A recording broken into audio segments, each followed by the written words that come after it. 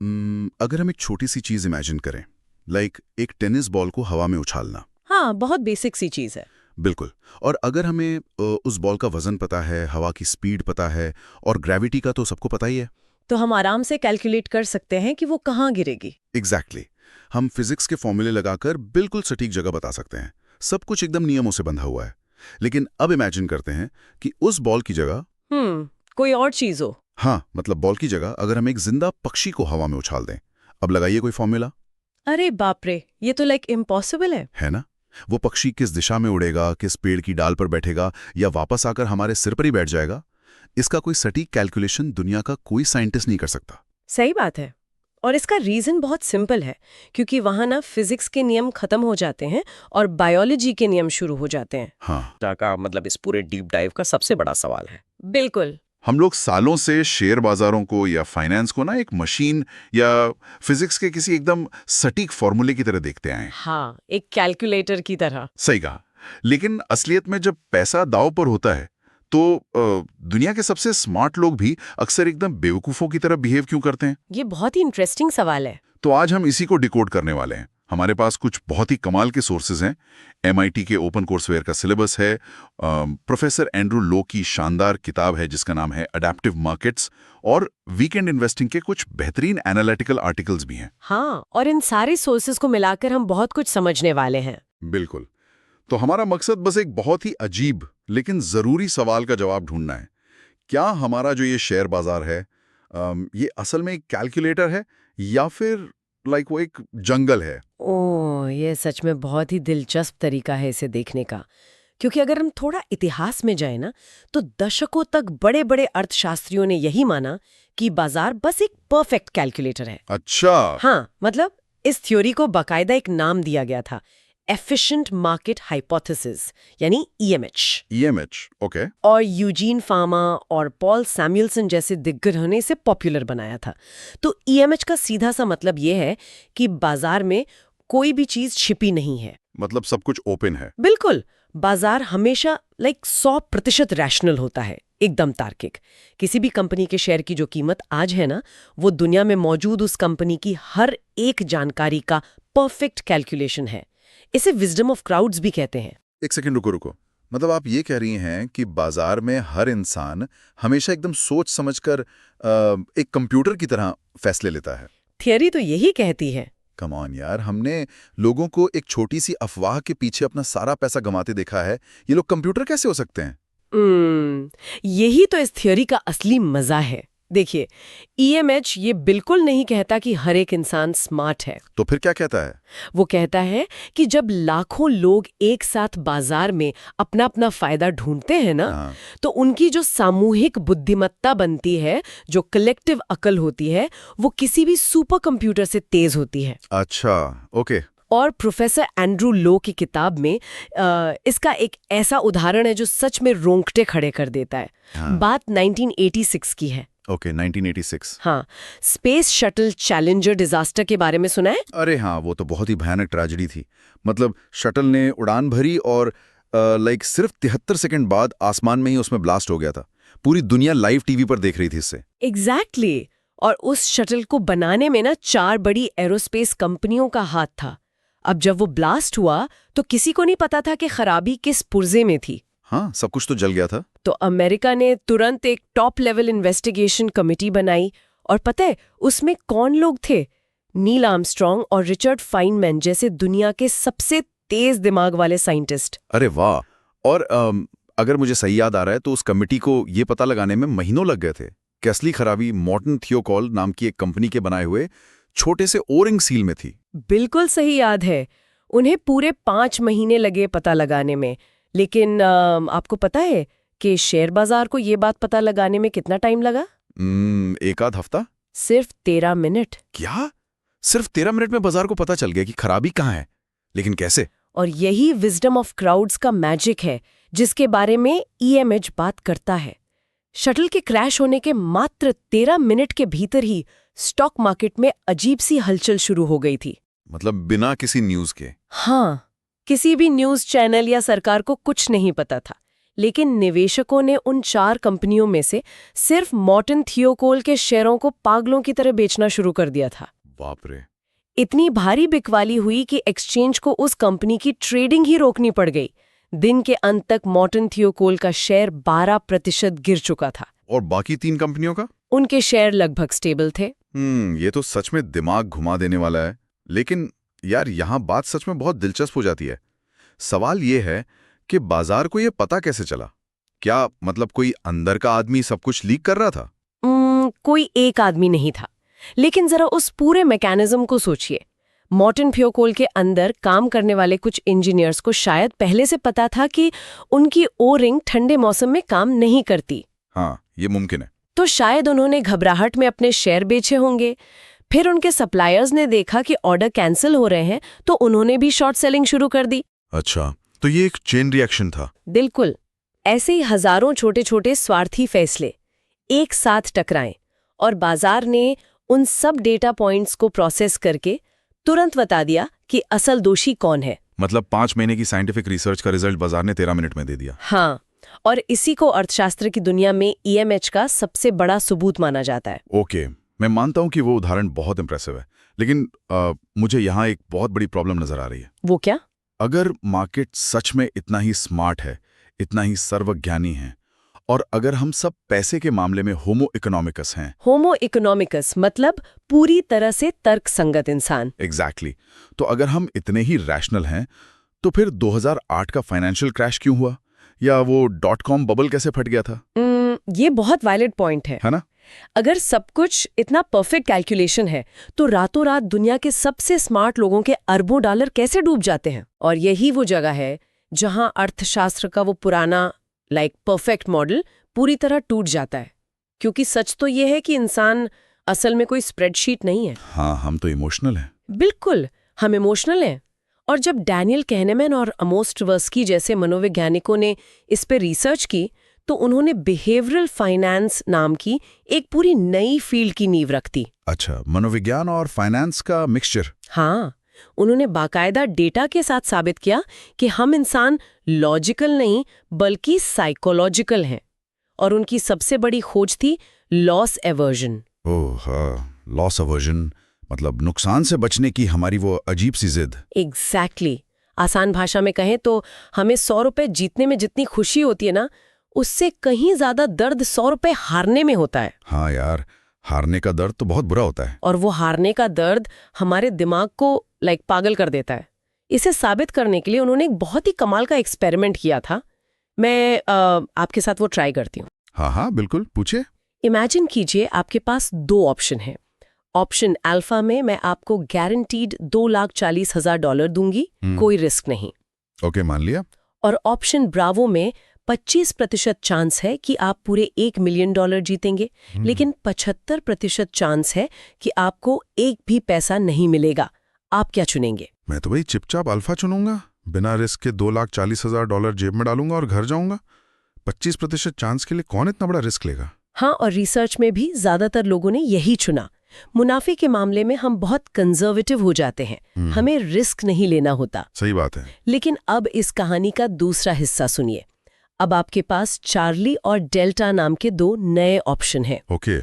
Charlie में आपको guaranteed $750,000 का नुकसान होगा, मतलब आपकी जेब से पैसे जाएंगे। बाप रे। और डेल्टा में 25% चांस है कि आपको कोई नुकसान नहीं होगा, आप बिल्कुल बच जाएंगे। लेकिन 75% चांस है कि आपको पूरे $1 मिलियन का नुकसान होगा। अब आप क्या चुनेंगे? ओहो, ये तो बहुत मुश्किल है। अगर मैं अपना पहले वाला लॉजिक लगाऊं, तो चूंकि मैंने पहले रिस्क नहीं लिया था, तो मुझे यहां भी चुपचाप वो 750,000 का नुकसान मान लेना चाहिए। लॉजिकली तो यही बनता है। लेकिन सच कहूं तो मेरा दिमाग कह रहा है कि यार 25% चांस है कि मैं इस पूरे नुकसान से बच सकता हूं, तो मैं रिस्क लेकर डेल्टा चुन लूंगा। बिल्कुल, और रिसर्च में भी यही सामने आया। ज्यादातर लोगों ने डेल्टा को ही चुना। मतलब मुनाफे के वक्त तो हम रिस्क नहीं लेना चाहते, डरपोक बन जाते हैं। हाँ, और जब सामने नुकसान खड़ा होता है, तो उस हार के दर्द से बचने के लिए हम बड़े से बड़ा जुआ खेलने को तैयार हो जाते हैं। वाह, ये तो बहुत ही अजीब बिहेवियर है। एकदम सही। और यही साइकोलॉजी बाजार में असली तबाही लाती है। आपको फ्रांस के सोसाइटी जनरल बैंक के उस जूनियर ट्रेडर जेरोम कैरवियल का केस याद है? थोड़ा बहुत याद है। उसने बहुत बड़ा नुकसान किया था ना? हाँ, उसने शुरुआत में बस एक छोटा सा ट्रेडिंग लॉस किया था। अब अगर वो एक रैशनल होमो इकोनॉमिकस होता तो अपनी गलती मानता और लॉस बुक करके बाहर आ जाता। बिल्कुल, लॉजिक तो यही कहता है। लेकिन लॉस एवर्जन, हार के दर्द से बचने के लिए उसने और बड़ा दांव लगाया, जिसे फाइनेंस में डबल डाउन करना कहते हैं। ओह, मतलब नुकसान छुपाने के लिए जुआ। हाँ, वो हारता गया और नुकसान छिपाने के लिए दांव बढ़ाता गया। अंत में पता है क्या हुआ? उसने बैंक को $7.2 बिलियन का भारी नुकसान पहुंचाया। 7.2 बिलियन? बाप रे! हाँ, और ये कोई कैलकुलेशन मिस्टेक नहीं थी, ये पूरी तरह से ह्यूमन साइकोलॉजी थी। ये तो यार ऐसा लग रहा है जैसे हमारा इंसानी दिमाग एक बहुत ही एडवांस कंप्यूटर है, लेकिन उसमें पैटर्न मैचिंग का एक बहुत बड़ा बग या वायरस है। पैटर्न मैचिंग का बग, ये अच्छा टर्म है। हाँ, मतलब हम वहां भी पैटर्न ढूंढने लगते हैं जहां कोई पैटर्न होता ही नहीं है। जैसे वो अमेरिका का बहुत मशहूर कॉलेज बास्केटबॉल टूर्नामेंट होता है ना, मार्च मैडनेस। हाँ बिल्कुल। लोग उसमें हार जीत का ब्रैकेट बनाते हैं और सोचते हैं कि उन्होंने गेम का कोई सीक्रेट पैटर्न क्रैक कर लिया है, जबकि वो बस रैंडम लक होता है। एग्जैक्टली। और इसे साइकोलॉजी की भाषा में प्रोबेबिलिटी मैचिंग कहते हैं।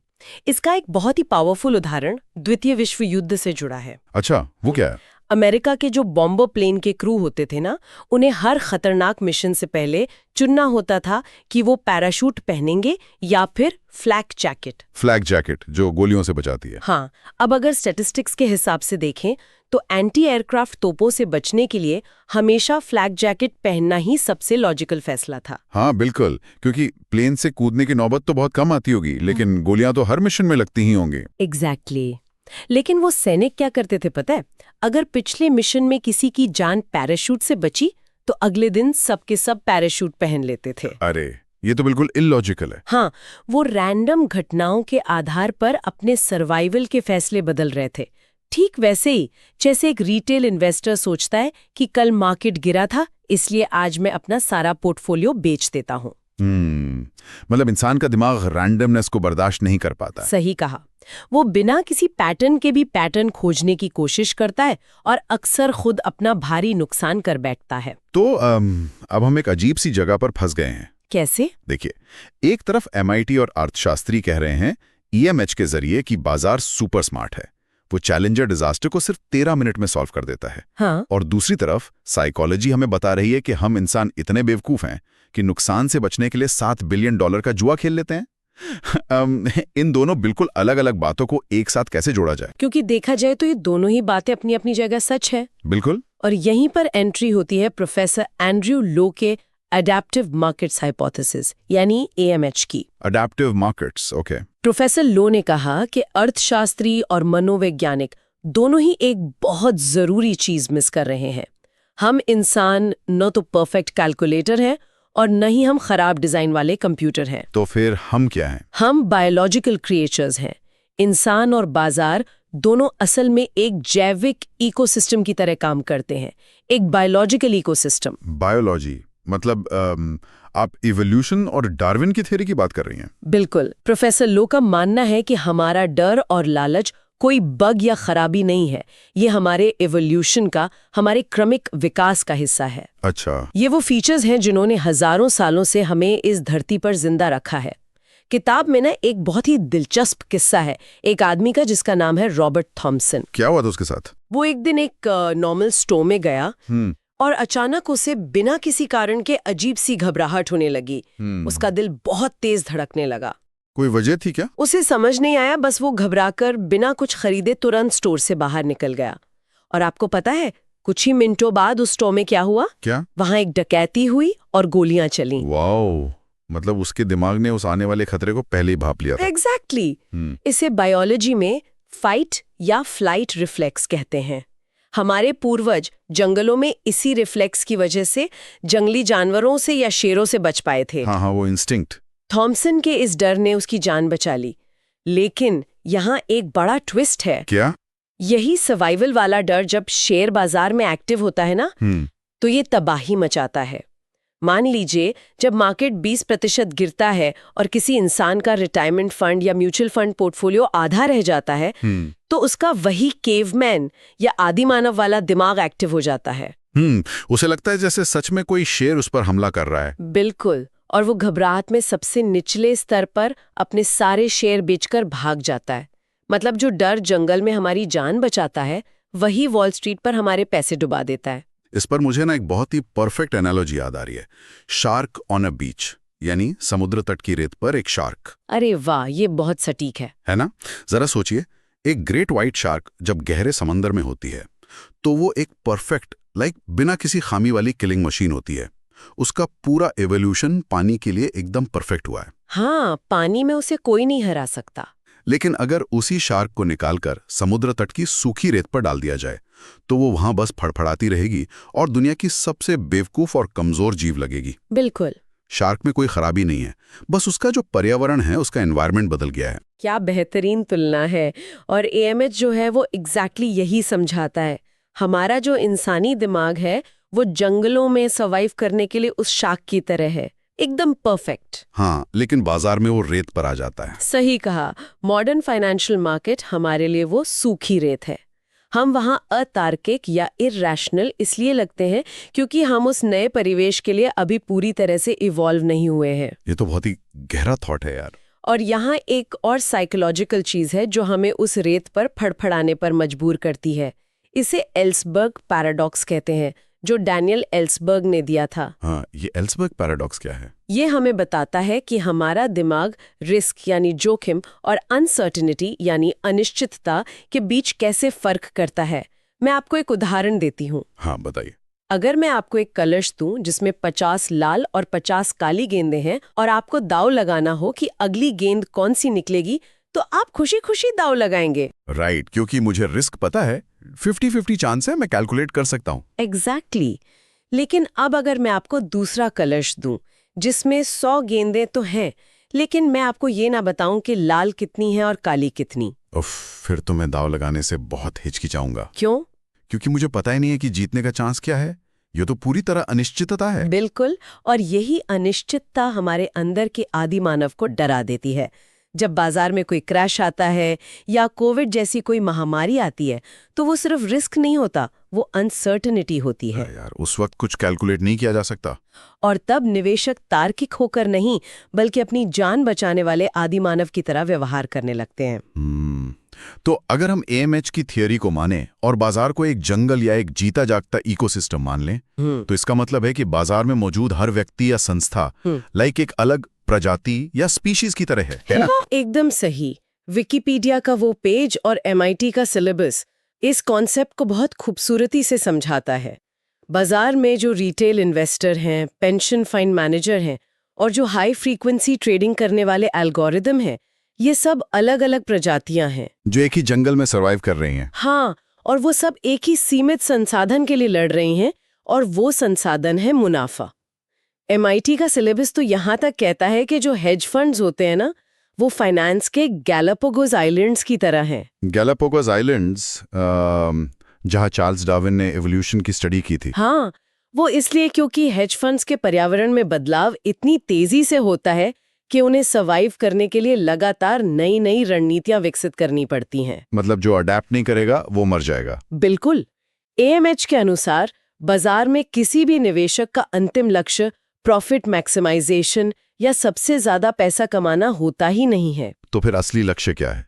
उसका असली लक्ष्य है सर्वाइवल, बस जिंदा बचना। वाओ! और पर्यावरण कैसे बाजार को बदलता है, इसके बहुत ही अजीब लेकिन रियल उदाहरण उस विकिपीडिया वाले आर्टिकल में भी थे। हाँ, बहुत सारे इंटरेस्टिंग एग्जाम्पल्स थे। जैसे शोधकर्ताओं ने पाया कि बाजार सच में इंसानी कल्चर और पर्यावरण के हिसाब से खुद को ढाल लेता है। उसमें एक रमजान इफेक्ट का जिक्र था। हाँ, रमजान इफेक्ट। मतलब इस्लामी छुट्टियों के दौरान कुछ देशों के शेयर बाजारों का जो व्यवहार है वो बिल्कुल बदल जाता है। या फिर जब देश में राजनीतिक सत्ता बदलती है तो भी मार्केट्स एकदम अलग तरह से रिएक्ट करते हैं। ये सब हमारे इंसानी कल्चर का ही तो असर है। और यहाँ मैं जो लोग हमें सुन रहे हैं उन श्रोताओं के लिए साफ कर दूं कि हम यहाँ किसी भी राजनीतिक या धार्मिक विचारधारा का समर्थन या विरोध बिल्कुल नहीं कर रहे हैं। बिल्कुल नहीं। हम सिर्फ उस डेटा और रिसर्च की बात कर रहे हैं जो साबित करता है कि बाजार पत्थरों का या मशीनों का नहीं, बल्कि इंसानी भावनाओं का बना एक इकोसिस्टम है। सही कहा। और मॉडर्न टाइम्स में भी हम ये इवोल्यूशन साफ देख सकते हैं। कोविड-19 के टाइम पर जब ग्लोबल सप्लाई चेन टूटी थी, तो रातों रात कमोडिटी मार्केट जैसे तेल और सोने का बिहेवियर बदल गया था। हाँ, वो तो सबने देखा। और बिटकॉइन और क्रिप्टो करेंसी को ही ले लीजिए, ये क्या है? एक नई प्रजाति। बिल्कुल, ये एक नई प्रजाति का जन्म है जो पुराने बैंकिंग सिस्टम के पर्यावरण में हुए बदलाव के कारण पैदा हुई है। तो अगर कोई हमें सुन रहा है और सोच रहा है कि ठीक है यार, बायोलॉजी बहुत दिलचस्प है, शार्क वाली बात भी समझ आ गई, लेकिन मेरे पोर्टफोलियो का क्या?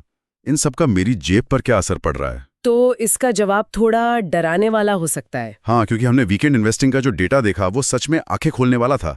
1990